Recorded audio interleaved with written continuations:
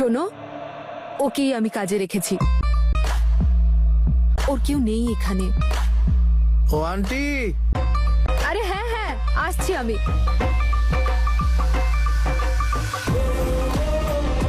সমস্যা জীবনে পিছন ছাড়বে না।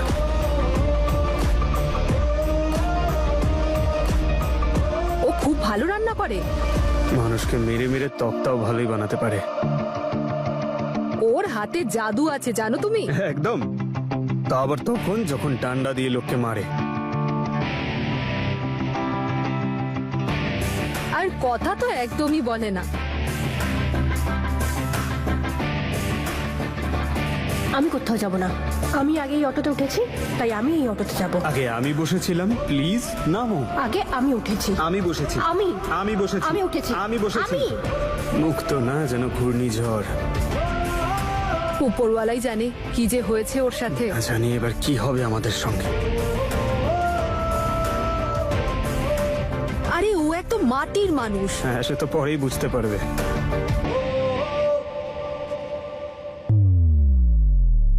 আরে খেয়ে বলো কেমন হয়েছে। তোমার জন্যই বানিয়েছে ও।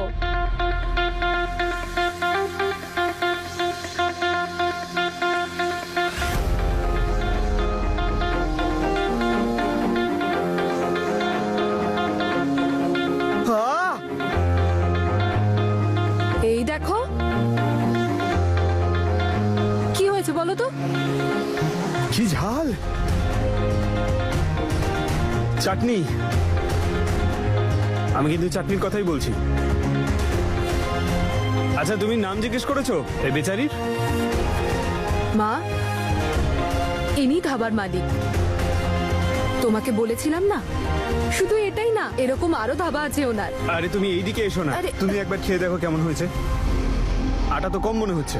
হ্যাঁ হ্যাঁ, ওই আটা পড়ে গেছিল তো।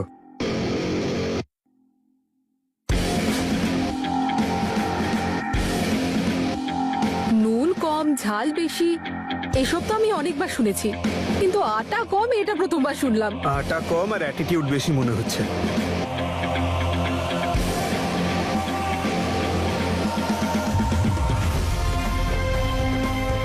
আরে ভালোই তো হয়েছে, ঠিকই তো আছে।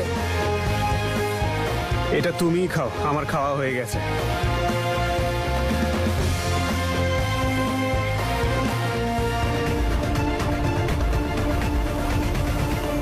এই নাও, তৈরি হয়ে গেছে পরোটা।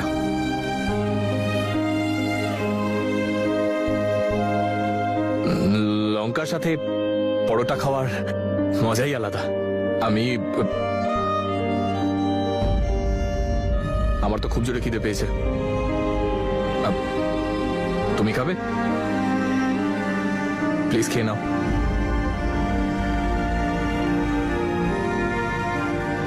আমি জানি হিয়া, আমি ভুল করে ফেলেছি, কিন্তু তুমি আমার ভুলের সাজা তুমি নিজেকে কেন দিচ্ছ?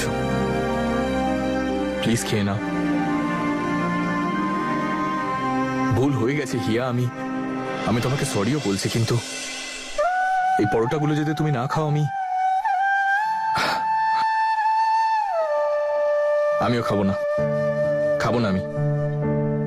প্লিজ খেয়ে নাও হিয়া, নাহলে আমি ঘুমোতে পারবো না।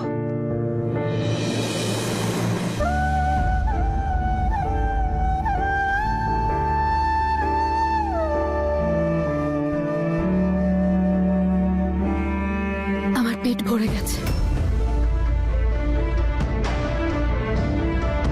I am really very sorry. আমার ঝগড়া করার হয় ঝগড়া করো, কিছু বলার থাকলে সেটা বলো, কিন্তু খাবারটা খেয়ে নাও। তুমি আমাকে ক্ষমা করতে না চাইলে করো না, কিন্তু এটাকে তো অন্তত এই পরোটা তো খেতেই পারো।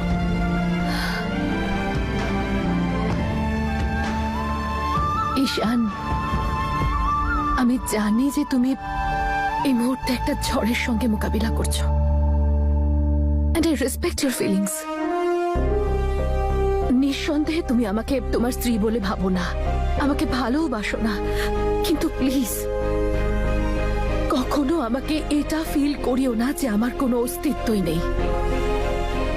ভবিষ্যতে কখনো আমাকে এটা ফিল করিও না ঈশান যে আমি একটা বস্তু যাকে তুমি যখন যেখানে খুশি ফেলে চলে আসতে পারো।